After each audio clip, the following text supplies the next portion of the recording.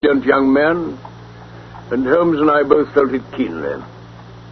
My name is Watson, Dr. Watson, and I was privileged to share the adventures of Sherlock Holmes. Permit me to consult my notes, and I will tell you what happened in the case of the Three Gables, which began, I think, rather remarkably.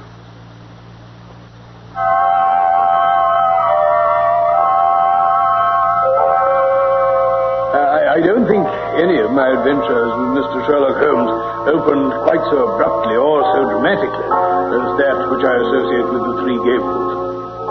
Holmes was in a chatty mood that morning. He just curled down with his pipe in his mouth on the well-worn armchair across the fireside from me when our visitor arrived. If I'd said that a mad bull had arrived, it'd give a clearer impression. The devil? Which of you two is Holmes? Yes, it is a pleasant morning for the time of year. Oh, it's you, is it? Well, see here. Keep your hands out of other folks' business. Leave folks to manage their own affairs. Got that? You know, I've wanted to meet you for some time. Aren't you Steve Dixie, the bruiser? What if I am? I was just recalling the killing of young Perkins outside the Holborn bar. Look, I don't have nothing to do with Perkins. I was training at a bull ring in Birmingham when he got done in. Really? Well, all the same, I've got my eye on you, Steve. You and Barney Stockdale. So help me. That's enough. I can pick you up whenever I want you. Now get out of here. No, there ain't no hard feelings, Mr. Holmes. Nothing personal. There will be unless you tell me who sent you. Well, ain't no secret about that. Stockdale sent me. Him you just mentioned. Then what's it all about? So help me, I don't know. Stevie says, you go and see Mr. Holmes and tell him his life ain't safe if he goes down Harrow way. That's the truth. Honest. I'll believe you, but no one else would. Now, get out. Sure, Mr. Holmes, sure. I'm going. Morning. Morning, gents. Both. A great muscular, foolish, blustering baby. Well, you turned him down easily enough. This fellow Barney Stockdale's rather more astute. They belong to the Spencer John gang. Assaults, intimidations, and the like. They've taken part in some dirty work lately, which I may clear up when I have the time. But why do they want to intimidate you? It's this Harrow Weald case. Something new to me, Holmes. I was just settling down to tell you about it before we had this comic interlude. Here's a note from the lady concerned, Mrs. Maberly. Thank you. Dear Mr. Sherlock Holmes, I've had a succession of strange incidents occur to me in connection with this house, and I should much value your advice. You would find me at home any time tomorrow. The house is within a short walk of the Weald station. I believe that my late husband, Mortimer Maberly, was one of your clients. Yours faithfully, Mary Maberly. The Three Gables, Harrow Weald. I wasn't at all sure whether to go. But if it's worth anybody's while to take the trouble to try to stop me, then there must be something in it. Care to come with me? Of course. Excellent. We'll wire her and set off at once. I remember your husband well, madam, though it's some years since he used my services. Probably you will be more familiar with the name of my son, Douglas, Mr. Holmes. Douglas Maberly? The Douglas Maberly? Dear me, are you the mother of Douglas Maberly? Yes. I knew him slightly, but then all London knew him. What a magnificent figure of a man. Where is he these days, Mrs. Maberly? He's dead. Dead? He was an attaché at our embassy in Rome. He died there of pneumonia last month. Oh, I am sorry, Mrs. Maberly. One cannot connect death with such a man. You remember him as he was. Debonair and splendid. You didn't see the moody, morose, brooding creature into which he developed.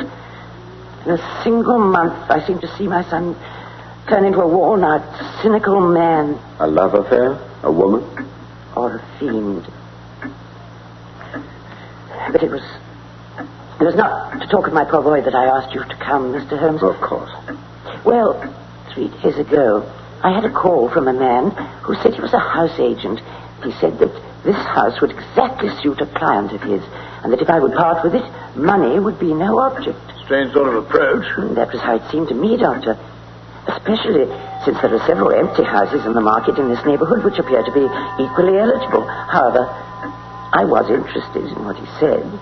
I named a price which was £500 more than I gave. Uh-huh. But he closed at once, but added that his client would wish to buy the furniture as well and asked me to put a price on it.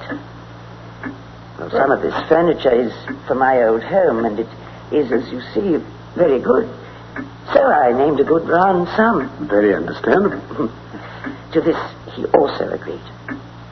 I'd always wanted to travel, and the whole bargain was so good that it really seemed that I should be my own mistress for the rest of my life. But there's been a hitch. Yes, yesterday. The man arrived with the agreement all drawn up. Well, luckily, I showed it to Mr. Sutro. Who? My lawyer. Oh, yes. And he said to me, "This is a very strange document. Are you aware that if you sign it, you could not legally take anything out of the house?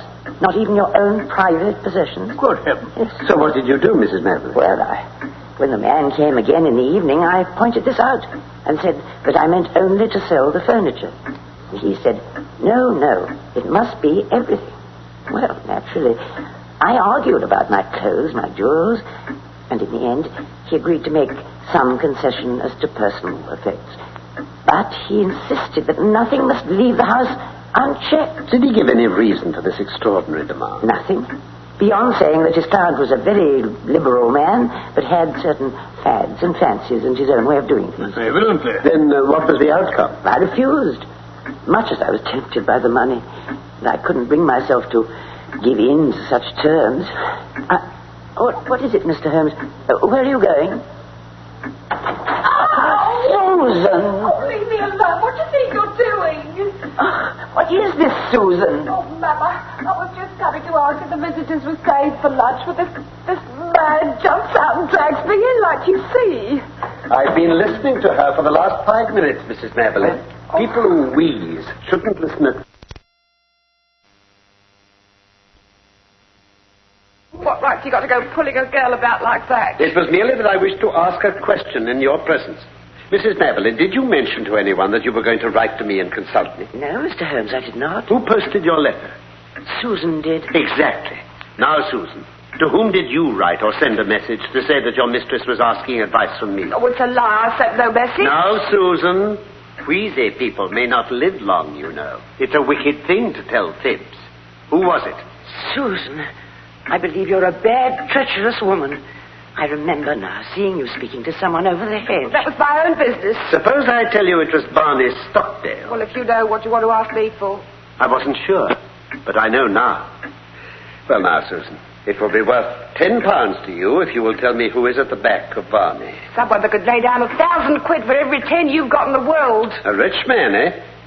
Ah, you smile. A rich woman. Well, And now that we've got so far, you might as well give me her name and earn your tenner. oh, I'm clearing out of here. I've had enough of the lot of you. I'll send for my box tomorrow. Goodbye, Susan. Paregoric is the stuff of that chest of yours. Now, Mrs. Mabley, this gang means business. Look how closely they play the game.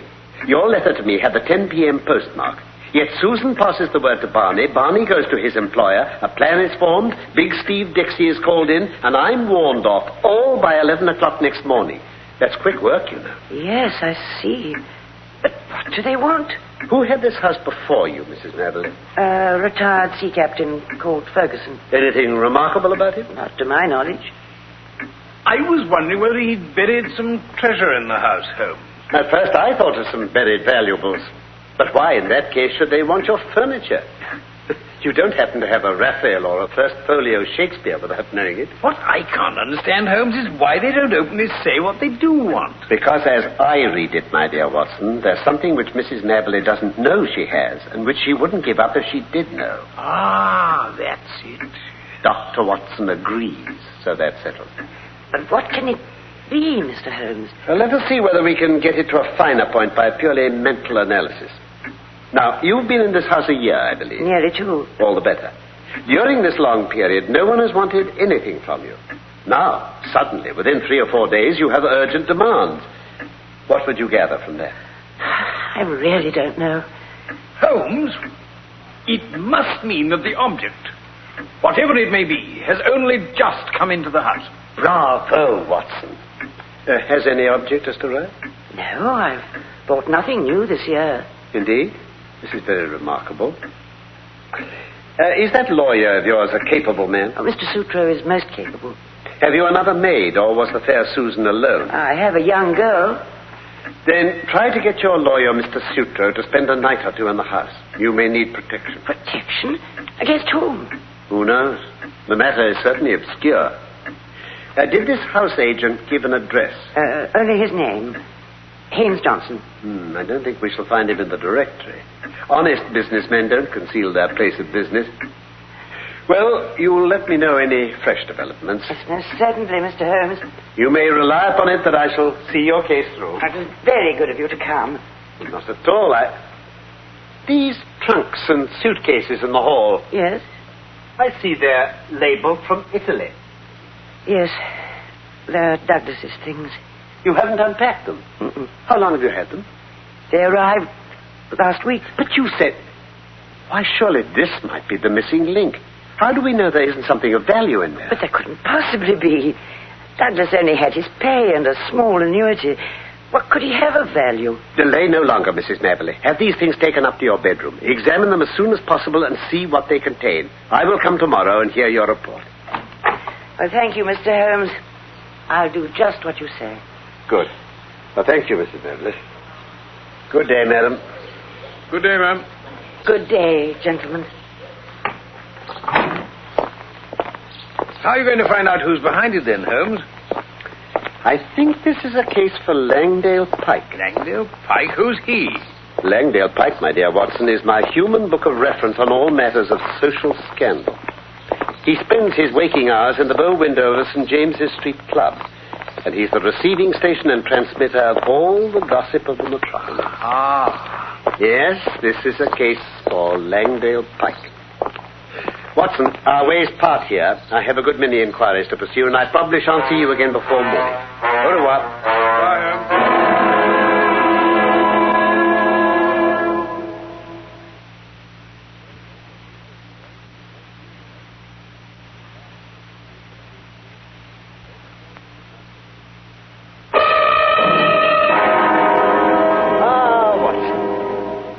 I didn't disturb you last night, I hope. No, I never heard a sound. Holmes, Mrs. Hudson's just given this telegram for you. Oh, thank you. Bit early in the morning for that sort of thing, isn't it? Oh, an unpleasant surprise into the bargain. Please come out at once. Client's house burgled in the night. Police in possession, Sutro. I say. There's a great driving power at the back of this business. We must lose no time ourselves.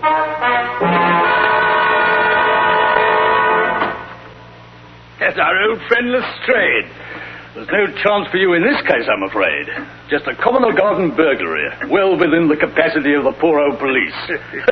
No experts need apply. I'm sure the matter is in very good hands, Lestrade.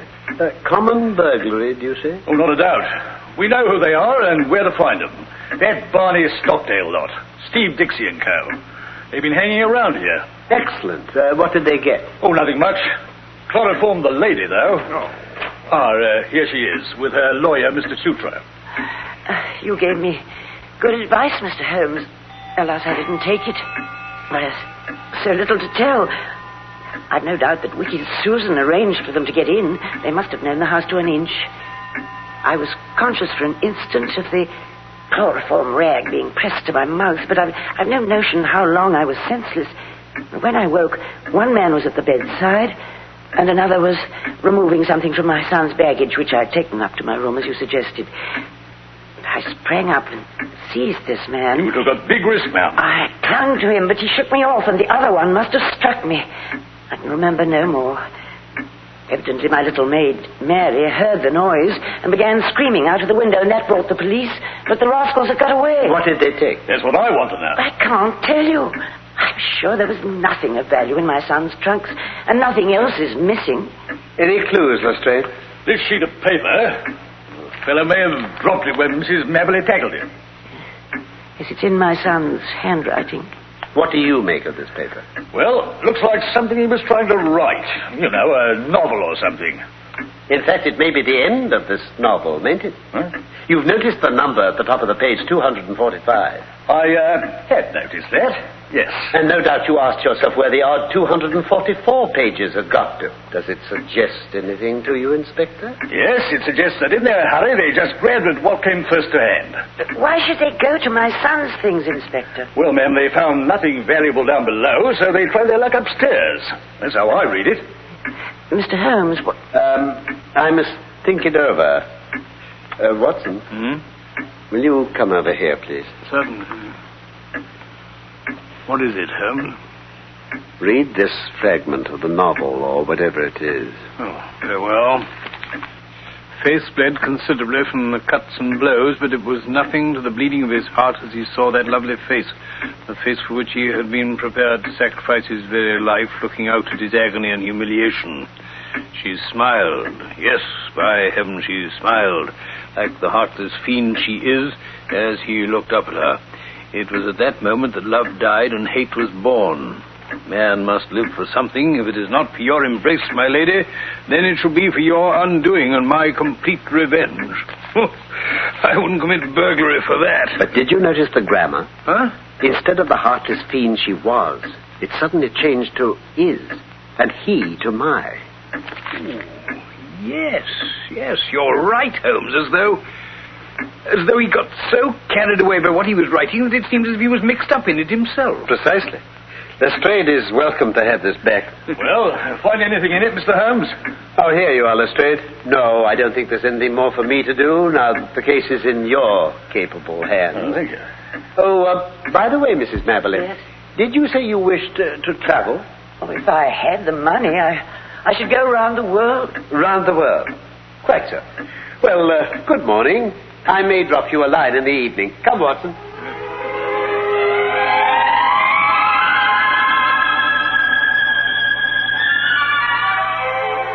Now, Watson, we're on the last lap of our little journey. Well, I hope you're not going to drop me off and tell me you'll see me in 24 hours, that's all. If you're near to a solution, I want to be in on it. My dear fellow, I shouldn't dream of abandoning you. In any case, I shall feel safer with a witness. It's always advisable in dealing with such ladies as Isadora Klein. Who? Does the name Isadora Klein convey nothing to you? No. She was, of course, the celebrated beauty. There was never a woman to touch her. You don't She married say. the old German sugar king Klein and presently found herself the richest as well as the loveliest widow on earth. She had several lovers, and Douglas Maberly, one of the most striking men in London, was one of them. Well, from all I ever heard of Maberly, he was anything but a social butterfly. True. He was a strong, proud man who gave and expected all. Their association was no mere adventure to him. But she is the belle dame sans merci of fiction. When her caprice is satisfied, the matter is ended. And if the other party can't take her word for it, she knows how to bring it home to him. Well, then that was his own story he was writing. Ah, you're piecing it together. I hear also from my friend Langdale Pike, who supplied all the rest, that Isadora Klein is now about to marry the young Duke of Lomond, who might almost be her son. His Grace's mother might overlook the age question, but a big scandal would be a different matter. Ah, here we are, at Madame Klein's house.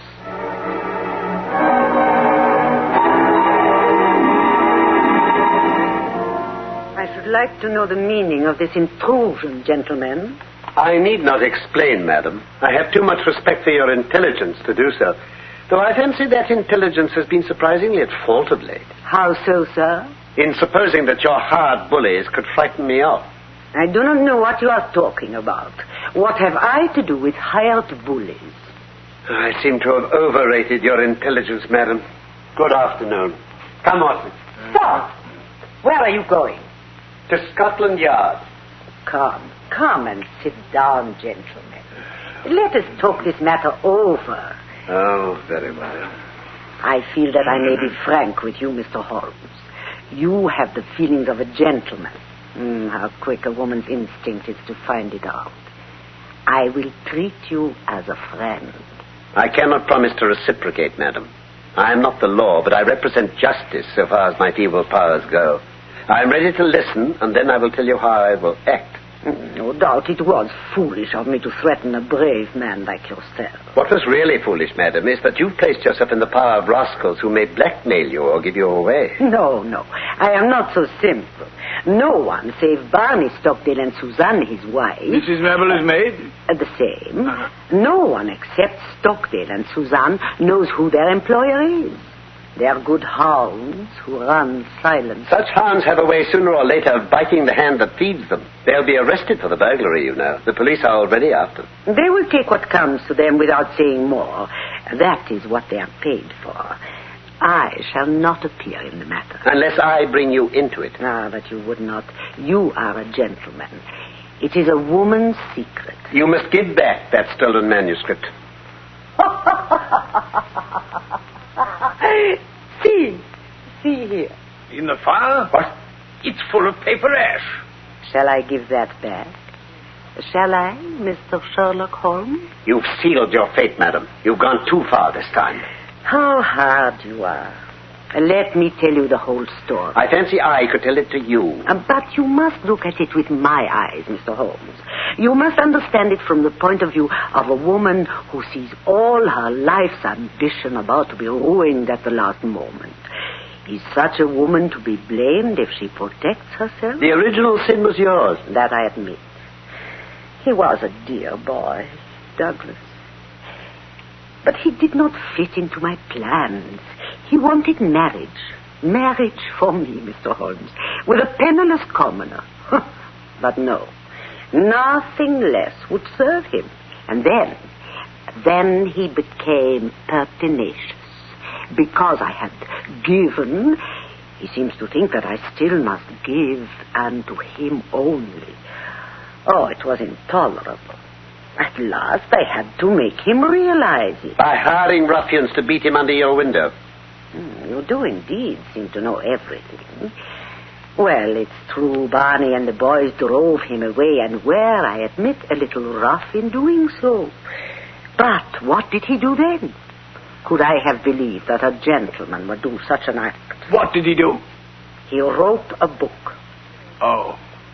He wrote it to tell his own story. I, of course, was the wolf and he the lamb. It was all there, under different names, of course. But who in London would have failed to recognize it? What do you say to that, Mr. Sherlock Holmes? He was within his rights. It was as if the air of Italy had got into his blood and brought with it the old, cruel Italian spirit. He wrote to me and sent a copy of his book so that I might have the torture of anticipation. There were 2 copies, he said. One for me, one for his publisher. I knew who his publisher was. I found out that no manuscript had reached him from Italy. Then came Douglas's sudden death. I knew that the manuscript must still be amongst his belongings, and that so long as it existed, there could be no safety for me. So you had to steal it from his mother's house. What else could I do, Mr. Holmes? A woman with a scandal hanging over her, and her whole future at stake. Well. I suppose I shall have to compound the felony as usual. Mr. Holmes? Tell me, madam, how much does it cost to go round the world? At first class, of course. Around the world? I do not understand. Could it be done on £5,000? Well, I should think so, certainly. Very good. Then I think you will sign me a cheque for that amount, and I will see that it reaches Mrs. Maberly. After all the distress she has suffered, you owe her a little change of air. You broke her son's heart. God knows I am sorry for that. Very well. I will pay her. And, madam. Yes? Have a care. Have a care. Even a woman as beautiful as you cannot play with edged tools forever without cutting those dainty hands.